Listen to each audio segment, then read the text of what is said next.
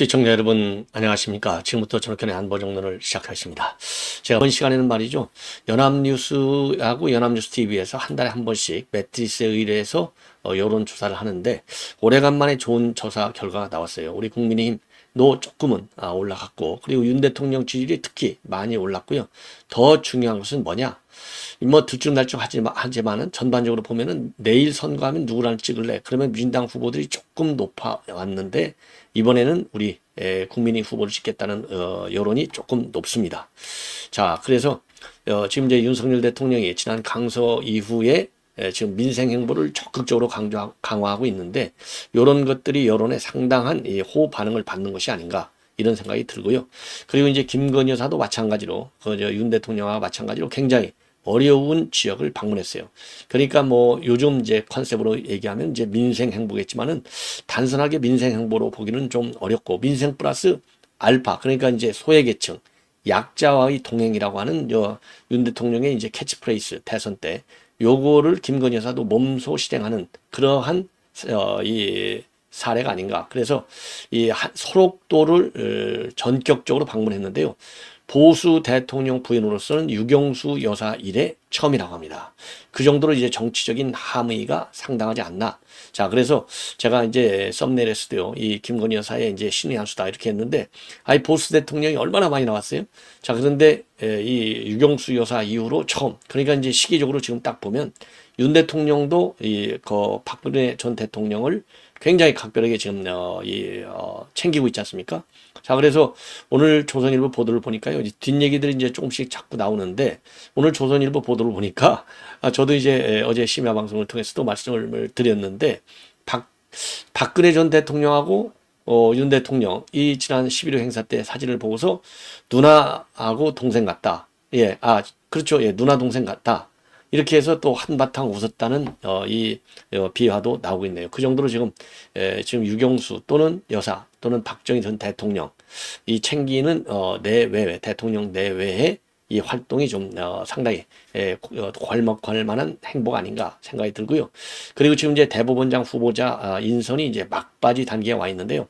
그동안에 뭐 이 김영두 지금 판사, 그다음에 고려대학에 있는 교수, 그리고 이제 조희대 전 대법관, 이런 분들이 거론이 됐는데, 최종적으로 조희대 대법관이 굉장히 유력하다, 이렇게 지금 나오고 있어요. 그래서 조희대 대법관 뭐 여러분들도 잘 모르실 텐데, 저도 뭐 개인적으로 전혀 모르는 사람입니다, 이 사람은.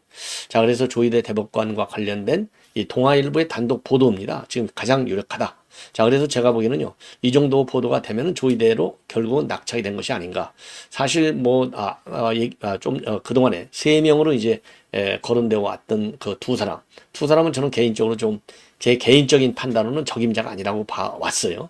그런데 이제 그 중에서도 그나마 조희대가 제일 낫다 했는데, 조희대 대법관은요, 지금 이 보도를 보면은 본인이, 제가 판단하기에는요, 본인이 수락 여부가 또 하나의 변수가 되지 않나 생각이 되는데, 그거야 뭐 누가 시켜준다는데, 아유 제가 하겠습니다, 바로 달려갈 사람이 뭐 몇 명이 되겠습니까? 사양하는 게 기본이 아니겠어요? 결국 조의대로 간다, 이렇게 판단이 되고요.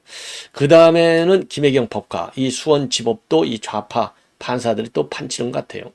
뭐 이 김명수 때 영장 전담 판사들은 모조리 다 좌파로 앉혔다, 이런 설까지도 있는데 그게 사실이지 않습니까? 자, 최근에도 말이죠, 이 김혜경 법과 수사를 하려고 압수수색 영장을 청구했는데 법원에서 기각이 됐다고 합니다. 참 기가 막히죠. 자, 공익신고자가 기자회견까지 했어요. 그죠? 공익신고자가 권익위에 신고까지 했어요. 권익위에서 검토해보니까 의혹이 상당해. 이 정도가 됐으면 당연히 영장은 발부해줘야 되는 것 아니겠습니까? 자, 그런데 영장을 기각했다? 이거 아주, 이 판사 이거 신상 터는 게 문제가 아니라요, 저도 지금 이 시간에는 제가 시간이 부족해서 제대로 조사를 못했는데, 영장 법과 의혹 판사 실체를 제가 한번 정리해 드리도록 하겠습니다. 자, 그래서 이러한 내용을 가지고요, 간략하게 한번 이제 보도를 해 드리도록 하겠습니다. 먼저 여론조사 내용 굉장히 좋은 여론조사 결과가 나왔어요. 근데 뭐 여러분들 잘 아시다시피 여론이라는 게 뭐 맨날 바뀌니까 뭐 이거 좀 좋게 나왔다고 해서 뭐 흥분하고 이럴 건 아니고, 그래도 그야말로 이 어려운, 그러니까 이 윤석열 대통령의 지지율이 답보 상태 또는 하강 이 추세, 요런 거에 확실하게 이제 종점을 찍은 게 아닌가. 왜냐면요, 연합뉴스하고 연합TV가 이제 매트릭스에 의뢰했는데, 이거 이제 아주 좋은 여론조사 기관이 아니겠습니까? 자, 이런 데서 여론 조사를 나오면, 이 또 군소 조사 기관들은 대충 따라가는 추세가 있어요. 자, 그래서 이 신뢰성이 항상 의심이 되는데, 그래서 이번 조사가 상당히 의미가 있다. 자, 그래서 조사 내용을 보면은요, 우선 윤 대통령의 조사 내용을 보면은 37% 대 57%. 최근에 말이죠, 이 면접 조사하는 여론조사 기관들끼리는 합의를 했어요. 소수점은 얘기하지 말자. 왜? 소수점까지 얘기하면 너무나 뭐 정확하게 여론조사를 한 것 같아갖고 여론 왜곡 가능성이 있다. 그래서 그걸 발표하지 않기로 했기 때문에 37%, 긍정이 37%인데요. 한 달 전 34.2%에서 약 3% 정도가 올라갔어요. 그리고 부정도요. 지금 57% 나와 있는데 한 달 전에 58.4에서 조금 내렸습니다. 그래서 여론의 흐름이 조금 이제 긍정적으로 전반적으로 보면요. 지금 이제 이 개선이 되고 있다. 그리고 전 연령대에서 상승 국면을 보여주고 있습니다. 모든 연령대에서 상승. 요것도 이제 상당한 의미가 있는 대목이 아닌가 싶어요. 자, 그리고 전 연령대에서 상승했는데요. 특히 50대가 가장 큰 폭으로 상승했어요. 29.4에서 35%. 그리고 부정평가는요. 20대를 빼고 전부 부정평가 떨어졌습니다. 20대는 거꾸로 부정평가가 올라갔어요. 56.4 대 62%로. 자, 그리고요. 그러면 긍정평가의 원인은 항상 지금 이제 외교안보가 제일 큰 이 평가 요인으로 되고 있습니다. 63%. 예. 그 다음에가 이제 경제민생이 되겠고요. 그리고 부정평가는 거꾸로 경제민생이 제일 높아요. 그 다음에 소통협치가 되겠습니다. 자, 그리고요. 이제 이 권역별로 보면은요. 지금 윤 대통령의 지지율이 제일 많이 올라온 데가 충청이에요. 32.7에서 45% 충청. 여러분들은 뭐 선거 때 충청이 그 캐스팅 보트 역할을 한다. 이 얘기는 뭐 다 아는 거 아니겠습니까? 그래서 충청도에서 한 거의 뭐 3% 이렇게 올라갔다. 이건 의미 있는 상승이고, 그리고 이재명의 안방인 인천 경기 29.2에서 36%, 그리고 부울경도 37.5에서 40%로 올라갔습니다. 그런데 이상하게요. TK에서 56.3에서 52%로 빠졌어요. 그리고 그 정도는 이제 말씀을 드리겠고요. 그 다음에 정치 성향별로 보면 뭐 이 진보에서가 많이 올라갔습니다. 6.4에서 16%. 그리고 보수야 뭐 당연히 올라가고 59.8에서 62. 중도는 뭐 그냥 조용합니다.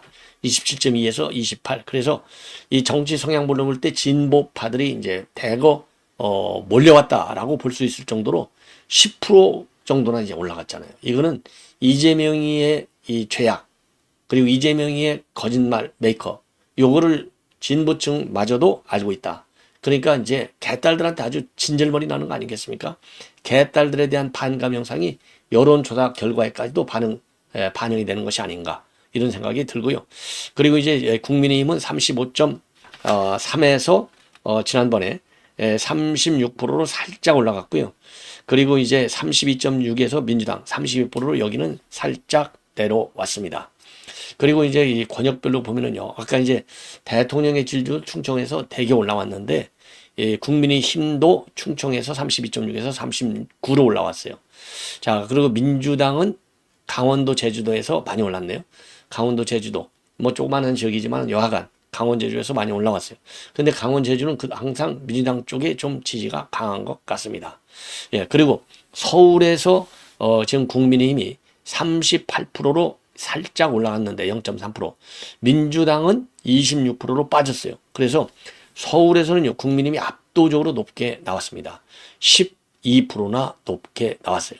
그래서 이제 한 달 전에는 한 9% 정도밖에 안 높았는데 이번에는 12%나 높은 거. 이거는 수도권 민심 흐름에 상당한 영향을 줄 수 있는 것이 아닌가. 그런 점에서 의미 있는 수치다. 자, 그리고요. 그리고 이제 여러분들 뭐 한 가지 말씀드린 거는 이제 그러면 내일이 선거면 누구한테 투표를 할래? 그랬더니요. 국민의힘이 33%, 민주당이 32%입니다. 요것도 상당히 의미가 있다. 오래간만에 국민의힘 후보한테 투표하겠다는 의사 표현이 많아요. 그 다음에는요, 의대 정원 확대 찬성이 76%입니다. 반대는 18%고요. 그 다음에 이제 윤 대통령이 최근 소통 행보를 굉장히 강화하고 있는데, 이거 소통 행보를 위해 윤 대통령이 이 이거 진정성이 있느냐? 그랬더니 좋다. 예, 노력하고 있다. 인정한다가 41%인데요. 인정하지 않는다가 53%예요. 그래서 윤 대통령 더 열심히 뛰어야 될 것 같습니다. 자, 그리고요. 지금 이제 이 박근혜 전 대통령을 어제 만났는데, 박근혜 대통령 만남과 관련해서 지금 이 보도 내용을 보면 여러분들 뭐 다 아시지 않습니까? 이제 박근혜 대통령이 각별히 배려한 것이 현관 안에까지 나와서 영접을 했다. 전에는 방 안에서, 현관 안에서 영접을 했는데, 이게 내려온 것이죠. 그 굉장히 배려한 것이고. 그 다음에는요, 박근혜 전 대통령하고 윤석열 대통령이 지난번 11.6 행사 때 찍은 사진, 요거를 이제 대통령실로 당연히 보냈겠죠. 아주 이쁘게 해서. 그거를 갖다가 현관에 전시해놨다 놓으면서 아주 이렇게 배려해서 고맙다고 했다.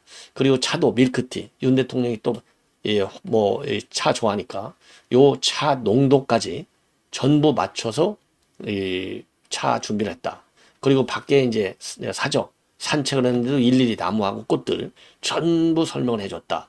이런 점에서 굉장히 감동을 준 것 같고요. 굉장히 신경을 많이 쓴 것 같고, 그리고 이제 박근혜 대통령의 이런 이 변화도 있지만 윤 대통령도요, 이 산자부죠. 산자부에 보관되어 있던 박정희 대통령의 수출진흥전략회의 내용, 자료, 요거를 뭐 전부 다 갖다 읽어갔다는 거 아니에요. 그러면서 박정희 대통령이 아니 그 당시 어떻게 이렇게까지 먼 앞날을 내려볼 수 있을까? 윤 대통령도 깜짝 놀랐다는 이런 일화를 또 소개해 줬어요. 그래서 이 박정희 대통령을 통해서도 많이 배우고 있다. 이런 점들도 두 분 사이에 상당히 뭐라 그럴까요? 각별하게 서로가 서로를 이 챙기는 모습. 그리고 뭐 박근혜 대통령이야말로 박정희 대통령을 이렇게 연구하는 걸 보고 놀랬다는 거 아니에요. 그 많은 자료를 어떻게 읽어봤냐. 예. 자, 요래서 굉장히 어제 이 면담 1시간 정도 됐는데, 그야말로 국정농단 수사 검사와 그리고 이제 피의자, 피고인과의 관계는 이제 다 완전히 이제 지워진 거 아니냐. 요런 평가까지 나오고 있어요. 예. 감, 배, 밀크티, 뭐 이런 거 대접하고, 그리고 이제 과거 비슬산, 거기에서 이제 근무 때 들어오면 질병, 이 비슬산, 그러니까 비슬산의 기가 세가지고 이제 질병도 고쳐준다.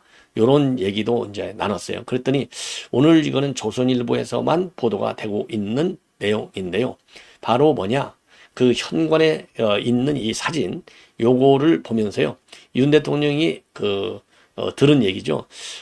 우리 두 사람이 누나와 남동생 같다라고 얘기하더라. 이렇게 박근혜 전 대통령한테 얘기를 해서 박근혜 대통령이 활짝 웃게 됐다. 이러한 보도가 나오고 있습니다. 자, 요게 이제, 어제 이렇게 반갑게 현관 밖까지 나와서, 그러고 보니까 이 웃는 모습이 약간 뭐 비슷한 것 같기도 하고 아닌 것 같기도 하고 잘 모르겠네요. 예. 그리고 이제 요거 배웅할 때도 말이죠. 배웅할 때도 이제 각별하게 현관 밖으로까지 나와서 영접도 했지만 배웅할 때도 차 타는 데까지 가서 배웅하겠다라고까지 했는데, 윤 대통령이 극구 말려가지고 유영하 변호사가 차까지 와서 배웅을 했다.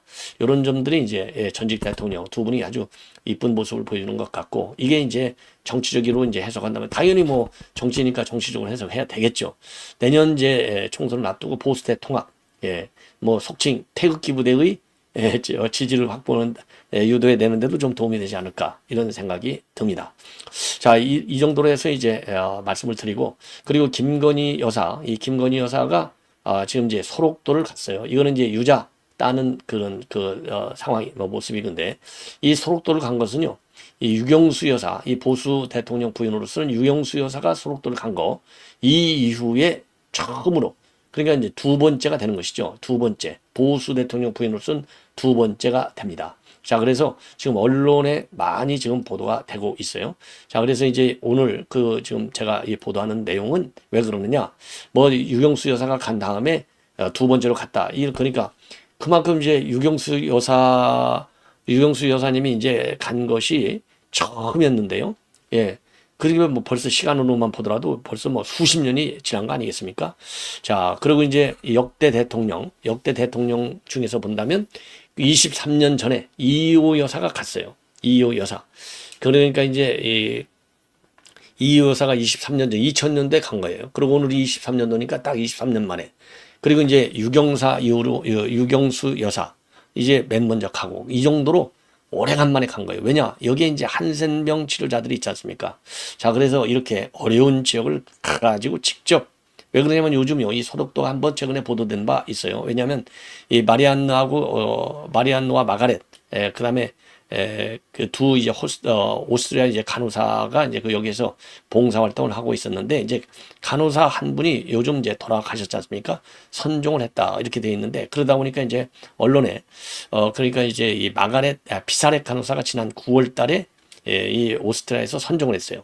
그래서 이제 윤 대통령도 조화를 보내고 한덕수 총리도 직접 분향소를 찾아서 조문하기도 했습니다. 그래서 이제 소독도가 언론에 주목을 한번 받은 바 있는데 이번에 소독도 방문을 통해서 이 한센병 이 치료시설 국립소독도 병원을 방문해서 이 수녀 이 존경 의사를 표시를 한 바 있다고 합니다. 자 그리고요. 그래서 이제 결국은 이 소록도 하면은 이제 약자 이런 방문을 통해서 약자와의 동행이라고 하는 메시지를 주고 그리고 또 이 소외계층을 챙긴다는 메시지 그리고 여성과 어린이를 챙긴다고 하는 또 각별한 메시지 그래서 여러 개의 복합적인 메시지를 주기에 충분한 이 방문 행사가 아니냐. 예. 자, 그런 점에서 상당히 평가를 받는 것 같고, 시기적으로 제가 아까 말씀드렸잖아요. 윤 대통령이 이제 현장 행보, 민생 행보, 그리고 이제, 특히 여성, 그렇죠. 어린이, 요런 데까지도 많은 배려를 하고 있는데, 대통령 부인도 윤 대통령이 이런 행보에 보조를 맞추고 있는 이런 측면, 이런 측면에서 본다면 의미가 있는 것 아니냐. 그래서요, 대통령 리더십 연구원장이 최진 연구원장, 아주 유명하죠. 이 사람은 뭐 대통령학 연구하는 전문가니까 서로 뭐라고 평가하고 있냐면요. 이거 굉장히 외딴 곳이기 때문에 그리고 힘든 곳이기 때문에 너무 떨어져 있고 또 힘든 곳, 가기가. 예. 그런데 여기를 갔다. 이거 굉장히 의미가 있는 것이다. 그래서 이것은 이렇게 방문했다고 하는 것은 낮은 사람이든 또 어떤 장소든 가리지 않고 열심히 영부인으로서의 임무를 수행하는 뜻이다. 그래서 정치적인 행보보다도 국민들에게 더 이 긍정적으로 비칠 수 있다. 이렇게 분석을 하고 있습니다. 그리고요, 이 김건희 여사는 국립소록도병원 방문에 앞서서 이 환자 의료진에 전달할 유자청을 만드는데 직접 참여를 했고요. 그리고 고흥 지역의 특산물인 유자의 우수성을 알리고 지역 경제 관광을 활성화하기 위해서 유자 체험 농장도 직접 찾았다고 합니다. 자, 그리고요, 또 전라남도 순천 아랫장의 전통시장에서 수산물과 이 건어물을 비롯한 지역 특산물 그리고 제철 농산물을 구매하고 판매 근황을 살피면서 상인들을 격려했다고 해요. 그리고 이제 이 김건희 여사 이제 어제 또 대구에서 윤 대통령과 함께 칠성시장을 방문했는데 여기에서도 좀 여유 있게 돈을 줬더니 상인이 아주 칼같이 돈 계산을 해갖고 거스름돈 한 2만 원을 또 돌려줬대요. 이런 일화도 나오고 있어요. 자, 이번에는 이제 조이대 대법관, 조이대 대법관 얼굴 잘 모르실 거예요. 저도 이분 모르는 사람이에요. 예. 근데 이 얼굴, 인상은 좀 뭐라 그럴까요? 잘 모르겠습니다. 하여튼. 근데 이분은요, 이 원칙주의자로 알려져 있다고 합니다. 예, 원칙주의자. 사실 제일 무서운 사람이 원칙주의자죠. 예. 원칙주의자로 알려져 있대요. 예, 그래서 지금 이제 거의 확정적이 아닌가 대법원장 후보로. 자, 그러다 보니까 이제 어떤 분인지 잘 모르실 테고 이분은 기본적으로 박근혜 전 대통령이 임명한 사람이에요. 양승태 대법원장의 제청으로 박근혜 전 대통령 그러니까 대법원장 몫이 있잖아요. 대법원장 몫으로 들어간 사람이고 완전한 확고한 보수다. 지역도 경북 출신이고요. 자, 그러고 이제 김명수 체제. 김명수는 전원 합의부 가봐야 전부 진보 일색이지 않습니까? 그런데 이 전원합의에서 판결되는 거 보면 완전한 보수, 소수 의견을 아주 일사불란하게 냈다. 일관성 있게. 자, 그래서 완전한 이 사람 의심의 여지가 하나도 없는 이 보수파 대법관 역할을 했다. 이렇게 이제 보여집니다. 자, 그러니까 현 정부의 색깔하고는 딱 떨어지는 그런 판사가 아닌가 이런 생각이 들고요. 현재는 대법관을 마친 이후에 이런 사람들 대법관 출신들 로펌에 가면 수억 원 연봉을 받는데 이분은 성균관대 교수로 재직 중에 있다는 거예요. 그러니까 돈을 멀리 하는 것이죠. 우리 국민들이 바라는 대법관의 처신 여기에 부합하는 그런 이 은퇴 후 생활을 하고 있는 분이 아닌가. 뭐 후학을 양성하니까. 자, 그렇게 이제 평가를 받고 있어요. 언론에 보면. 자, 그러면 이제 소수 의견의 판결들을 보면 말이죠. 자, 우선 주요 판결인데 대법관 명의신탁 부동산 소유권 반환 소송에서 명의신탁이라고 하는 것은 반사회 질서 법령 행위로 무효다. 원고 패소 판결을 내렸어요. 그래서 명의신탁을 인정한 대법원 판례를 비판하는 이런 소수 의견을 낸 바 있고, 그게 대법원 판결도 무시해버리는 거예요. 쉽게 얘기하면. 그리고 대법관, 이거는 이제 중앙지법 부장판사 때 얘기고, 2003년도, 그러니까 뭐 20년 전 얘기가 되겠습니다. 자, 그리고요, 대법관 재직 시에 이 사례를 보면은요, 양심적 병역 거부, 이거 굉장히 큰 거잖아요. 요거 소수 의견을 냈어요. 2018년도. 이건 최근이죠. 5년 전이니까. 양심의 자유가 병역 의무에 우선할 수 없다. 소수 의견.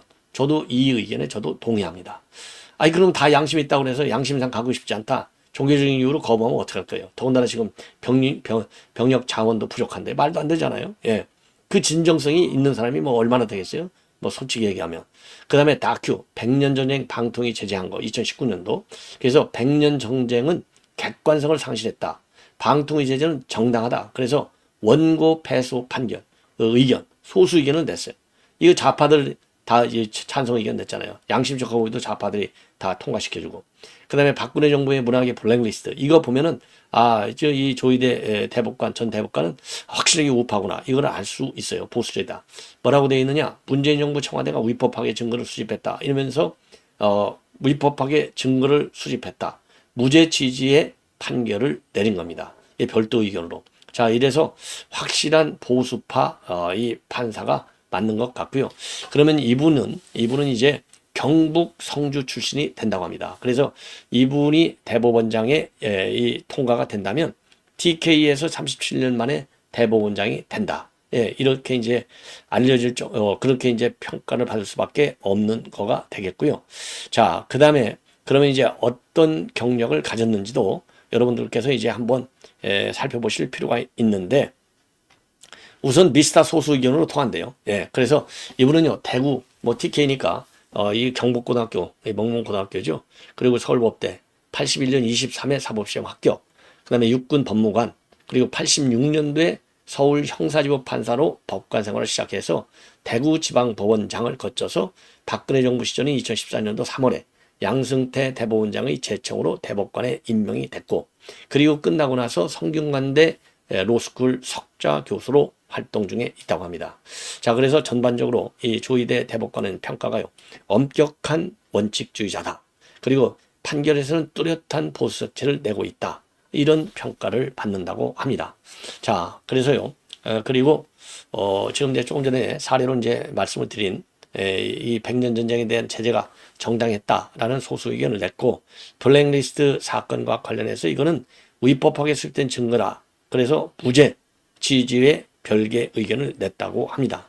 예. 자, 그리고요, 또 하나 이제 새로운 것은 2007년도에 서울법 부장판사로 있을 때 에버랜드 전환사채 사건을 맡아가지고 전현직 사장에게 1심보다도 무거운 형을 선고한 바 있다고 합니다. 그리고요, 성전환자의 법적 지위와 환경법, 국제거래, 해상 운송에 관한 이 다수의 논문, 그리고 판례 평석을 발표하는 등 법원 내에서는 상당한 학구파로 알려져 있다고 합니다. 자, 그런데 이제 문제는 뭐냐? 이 조희대 대법관이 이 지명될 경우에 핵심 변수는요, 대법원장 정년이 70세로 되어 있기 때문에 임기 6년을 못 채운다는 거예요. 왜냐? 57년생이래요. 그래서 정년이 2027년도 6월인데, 그러면 2027년도 5월에 윤 대통령이 퇴임을 하지 않습니까? 자, 그래서 윤 대통령 퇴임 한 달 뒤에 정년 퇴임하게 돼 있어서 중간에 바뀔 가능성도 있는 것 아니냐. 그리고 이제 또 하나 문제점은 뭐냐? 이종석 헌재소장 후보자도 경북고등학교 출신이에요. 그런데 대법원장도 경북고, 그 다음에 이 헌재소장도 경북고, 요것이 또 걸림돌로 될 수 있는 것 아닌가. 이런 지금 평가가 나오고 있고요. 자, 이어지는 저의 방송 여러분들의 많은 시청을 부탁드립니다. 대단히 고맙습니다.